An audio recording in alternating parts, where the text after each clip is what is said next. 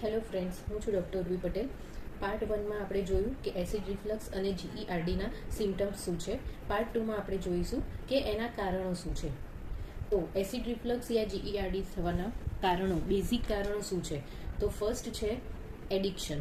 કોઈ બી ટાઈપનું smoking, alcohol કે કોઈ બી ટાઈપનું તમને એડિક્શન છે તો એના કારણે લોંગ ટર્મમાં તમને એસિડ રિફ્લક્સ, ગેસ, કબજિયાત આ બધું થવાની શક્યતા છે. સેકન્ડ, ઇનડાઇજેશન શેના કારણે થાય છે કે ઘણા લોકોને આદત હોય છે કે ફટોફટ જમવાની, પ્રોપર ચ્યુઇંગ પ્રોસેસ નથી કરતા, ફટોફટ જમી લે છે અને એના કારણે એમને ઇનડાઇજેશન રહે છે અને લોંગ ટર્મમાં એ એસિડ રિફ્લક્સમાં ટ્રાન્સફર થાય છે. થર્ડ છે ઓવર ઇટિંગ.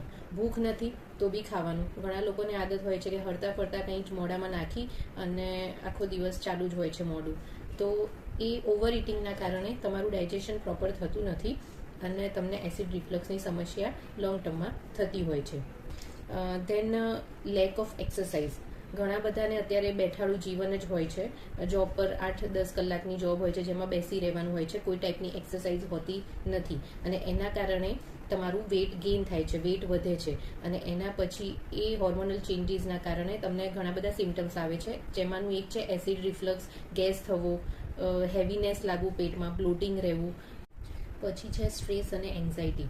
લોકોને અત્યારે રૂટીન લાઈફમાં વધારે સ્ટ્રેસ રહેતો હોય છે, એન્ઝાયટી એપિસોડ્સ આવતા હોય છે, એના કારણે એમની સ્લીપ સાયકલ નોર્મલ નથી રહેતી, સ્લીપ ડિસ્ટર્બ રહે છે.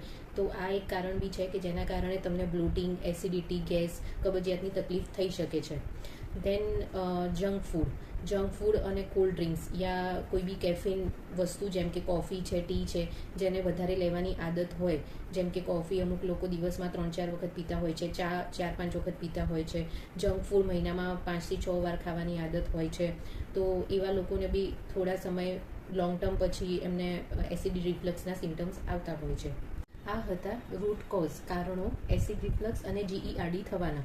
હવે આપણો થર્ડ પાર્ટ એના પર હશે કે તમે નેચરલ વસ્તુઓ જે આપણા રસોડામાંથી જ મળી રહે છે એને વાપરીને તમે કેવી રીતે તમારું એસિડ રિફ્લક્સ દૂર કરી શકો છો. અને એ અપ્લાય ઓનલી 1 યા 2 મહિનાથી જેને એસિડ રિફ્લક્સની તકલીફ રહે છે એ લોકો માટે જ છે. જેને ક્રોનિક તકલીફ છે એને કોઈ જ ફરક પડશે નહીં, એને હોમિયોપેથિક મેડિસિન્સ જ લેવી પડશે અને સાથે સાથે કઈ એક્સરસાઇઝ બી તમને હેલ્પ કરશે એ પાર્ટ 3માં આપણે જોઈશું. તો આ પાર્ટ 3 જે આવશે એ એવા લોકો માટે ઉપયોગી હશે કે જેને 1-2-3 મહિનાથી એસિડ રિફ્લક્સની અને GERDની તકલીફ છે. તો એ લોકોને નેચરલ પ્રોસેસ કઈ કરવી જોઈએ, એક્સરસાઇઝ થ્રુ એ વસ્તુ મટાડી શકે છે. પણ જે લોકોને વર્ષ, 2 વર્ષ, 5 વર્ષ, 10 વર્ષથી તકલીફ છે એ લોકોએ અમારો સંપર્ક કરવો. તમારા પ્રોપર કાઉન્સલિંગ અને હિસ્ટ્રી લીધા પછી તમારા તાસીર ઉપરથી હોમિયોપેથિક દવા આપવામાં આવશે અને હોમિયોપેથિક દવા તમારા GERD અને એસિડ રિફ્લક્સને જડમૂળમાંથી દૂર કરી આપશે. Thank you.